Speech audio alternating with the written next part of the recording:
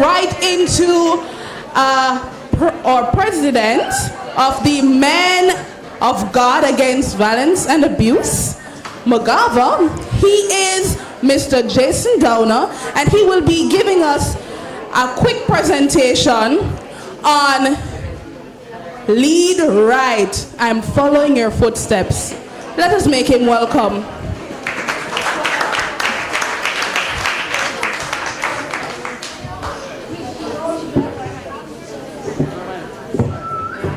It's fine. 2. Okay. Good afternoon, everyone. Good afternoon. Let's do that again. Good afternoon, everyone. Good afternoon. It's good to be here. Let me just state from now, if you see me when I'm finished, sit there for a while and you see me, I have to go, all right? But it's good to be here to talk to you, and I just need your attention for a few minutes. I was invited to speak here on the topic Lead Right. I'm following your example, all right? And as such, I want to see how best I can seek to encourage, motivate us as young people, as adults, in order for the next generation to follow. All right? Now, Jeremiah, let me just tell you a bit about myself. I'm a pastor. Still here and talking. I can't talk while you're talking. I don't work that way. Good? All right. Thank you. I'm a pastor, I'm a counselor, married to one wife. I have a 7-year-old daughter and 7-month-old twins, a boy and girl. So I jump from 1 child to 3 children. I don't understand God's numbering, but I have to live with it. Let me say, live with it. Right. Now, Jeremiah 1 verse 5. And I want to speak to the children first. I have something here for the older ones. Adults, 18 and over. Still here and talking around the back there. Thank you. It says, before I formed you in the womb, I knew you. Before you were born, I set you apart. Your circumstance does not dictate your outcome. Turn to somebody and tell them that. Your circumstance does not dictate your outcome. Tell that person now, you do. Now we're going to say it in full. Tell the person, your circumstance does not dictate your outcome. You do. Before I go any further, I'm the president of an organization called MoGAVA, Men of God Against Violence and Abuse, and we exist primarily to mobilize men to play their rightful roles in society, especially where fatherhood is concerned, as we believe there's a direct correlation between lack of same and crime and violence. We believe that most of our social ills that we face is as a result of men not playing their rightful roles in society. You agree with me? So let's get back to the point here. We have some programs in schools and geared towards mentorship based on what we have come across. And I'm going to read some stats to you shortly. So again, your circumstance does not dictate your outcome. You do. I see we have some special needs persons here. Good to see you. And I say to you, your circumstance does not dictate your outcome. You do. Definitely, it might be harder. But again, I'm going to say this. God will not give you more than you can bear. For some reason, He has allowed you to be born wanting special needs. No. Let me finish. I want you to listen. I want you to just listen. Same way, he has caused somebody here to be born and daddy wasn't around. There is a bigger purpose for you to fulfill. Watch this now. You are not a mistake. You are born to add value to the world. Value means to make something better or to add worth. Some of the greatest persons we come across who have special needs. Just the last government we had, Senator Floyd, did he have special needs? You hear him moping? In fact, if you ask him, he would say he would not change the way he was born. When I was born, I asked my mom, where is dad? I could not find daddy at 4 or 5. Then I was told him they are foreign. Back in the 80s, that's a good thing. Because then you're going to get barrel. And you can tell the kids, where your father, then they are foreign. And you're going to get nice things. But for some reason, 8, 9, 10, I could not see daddy coming. Me now get my little package. But yet my brother, some people say, what's called half brother, his father would come back in the picture. But I just couldn't see my father. Until at about 10, I was told he was in prison. I felt empty, now I felt emptier. Because bad people went to prison. I, in my mind, was at a disadvantage. I was at a serious disadvantage. And I grew up with an emptiness until at 13, I met him. But to cut that story short, you know what happened? That void, that picture of an absent father at present has caused me to now have programs in Spanish Town prison called Fathering Behind Bars. As a result of not having a daddy, it has caused me to somehow recognize that a part of the world that we live in is absentee fathers, and some of those fathers are in prison, and for them, they can do nothing more as a father, which is a lie. Because of my experience, I was able to go in and create a 10-week training program and say, listen, you are limited in terms of your roles and functions. However, you still have a part to play. What is the point? Whatever it is your circumstances are, use it to propel you forward. Use it. If you ever see a long jumper, he not just stand up and jump, you know. Even before he or she starts to run, what do you see them do? Huh? They go backwards to what? Gain what? To gain what? To gain what? To gain speed? Okay. Momentum. Use your present circumstance as a way to push you forward. In fact, some of the great people, fathers we have today, is because they never have a father. So them say, you know what? I am going to ensure that I am there for my child.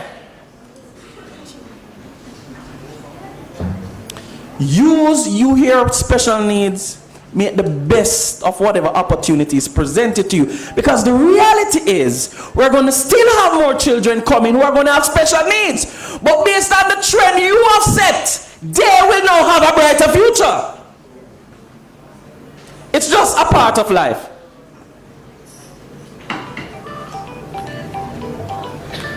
We're in a world where our children are failing. Yeah. We're in a society where every time we look on the news, we hear all kind of things happening. But I'm going to say this. When our children Our failing, it simply means as adults we have failed.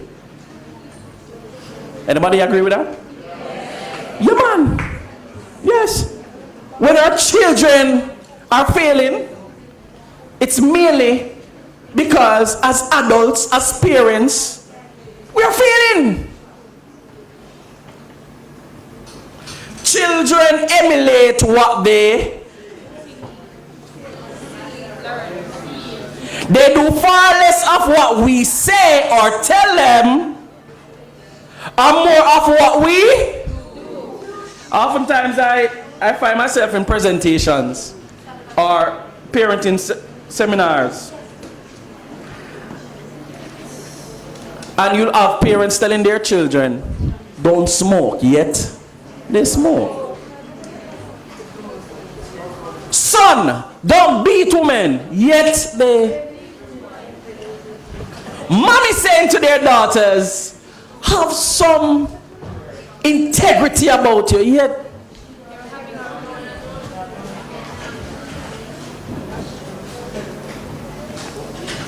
many parents are failing because they themselves weren't parented properly. And as a result, they're drawing on the method that their parents applied to. One of the most sickening things I hear these days, growing up in the 80s, anything my mother catch to discipline, me get it. Anybody can recognize with that? Can I get an amen, somebody? And listen to me now, listen to me.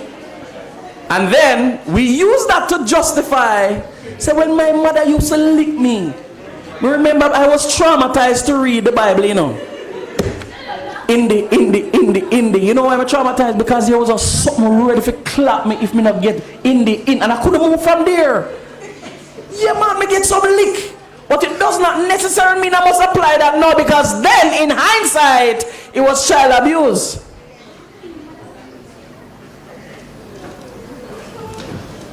So those of us here as adults need to recognize that we need to get past some things that has happened in the past that somehow is affecting us, so much so that is affecting those who come into our presence. I'm not talking our children. I'm coming across more and more people in corporate success. When you talk about money, gaining assets, but in terms of interpersonal relationship, they're suffering. They're dying because they never had the type of love or parenting being applied to them that would help them to become better persons. And because of that, right now, they're stuck where they are.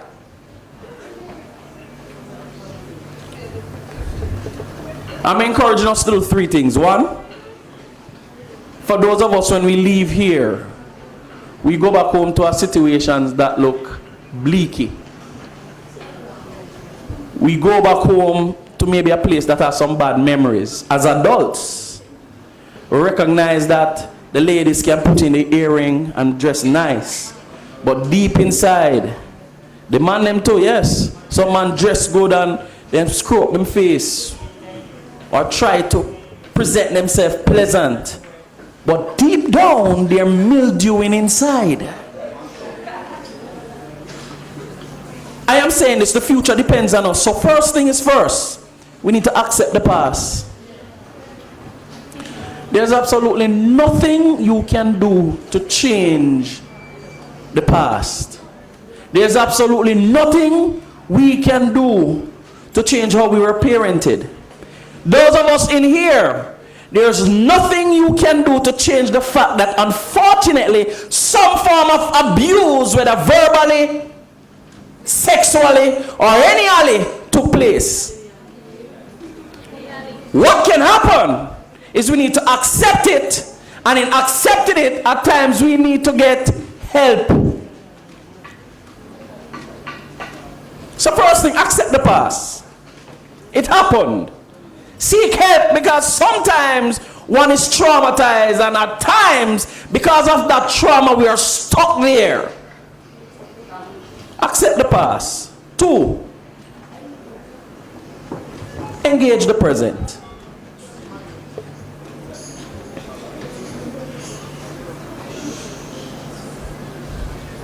Whatever presents itself to us to make us a better person, make use of it. Empower yourself. For the adults here, you have children. Don't make the mistakes that your parents made. Use the time wisely. And not only that, you don't have to biologically parent a child to be a parent. I know it's somewhat nostalgic to say it takes a village to raise a child. We might not necessarily go back to that point. But the truth be told, sometimes a child is in our presence and they're reaching out to help. But because we have adopted this mentality, you in your small corner and I in mine, we have somehow missed the little signal that they gave. Accept the past. Engage the present. And I guarantee you, my friends, once you engage the present, automatically the future must be impacted. I speak especially to the men here, the young men, the future of tomorrow. I want you to listen to these statistics here. Fatherlessness is the #1 predictor of crime and violence in Jamaica. I don't know if how many of us know that. Fatherless is the main predictor of crime and violence. 85% of youths, I want you to listen to this, 85% of youths in prison grew up in fatherless homes. Fatherless daughters are 9 times more likely to be sexually abused. 7 out of 10, in terms of all teenage murderers, grew up in fatherless homes. 9 out of 10 young members grew up in fatherless homes. Fatherless children are 11 times more likely to exhibit violent behavior. 85% of rapists come from fatherless homes. 7 out of 10 high school dropouts are from Fatherless homes.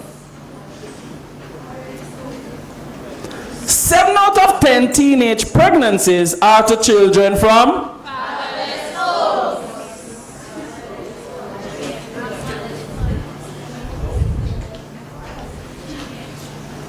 If you're here as a woman and you might have a child, whether male or female child, that child needs a positive male figure. We find that our Jamaican men, unfortunately, run away or shy away from their roles and responsibilities, but that should not be the reason why that child in your care should be deprived of a positive male role model. Boys here, you might think it's cool now, but you're speaking some negative things out of your life. Hey dog, wagwan dog. Woof, woof.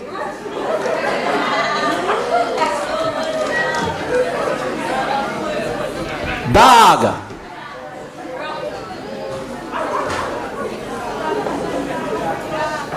You're not a dog. Dogs have multiple partners.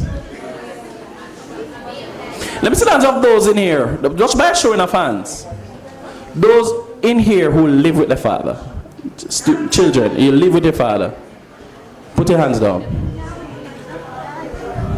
Put your hands down. Those in here who have a great relationship with your father. Put your hands down. No. You don't know their household, Ensure, listen to me. Ensure that relationship, the experience you have, you are able to carry it over as an adult. Cherish it. And I'll give you one more thing to go home and do. As a child, especially as a boy, you see your father? I want you to tell your father you love him. Hold on, listen to me.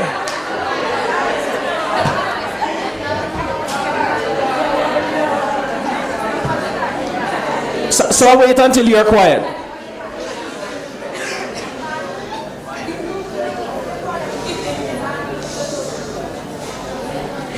If you cannot tell, listen to me. If I asked if you had a great relationship, the hands went up. I asked you to go home and tell that father you love him, the complaints came. Listen to me. Can I finish? Think about it. If that relationship is so great, if it is so great, why is it difficult to say, Daddy, I love you? So I'm asking you to go home and say to your father, Daddy, I love you. Each of us here, every boy that comes in our presence, I'm asking us to ensure that when that child leaves, whether a boy or girl, but especially a boy, when that child leaves our presence, you have deposited something positive in him. The next generation is watching, but in order for them to be good parents or to be impactful, we have to set an example for them to follow. Thank you for your time, and I hope you enjoy the rest of your day.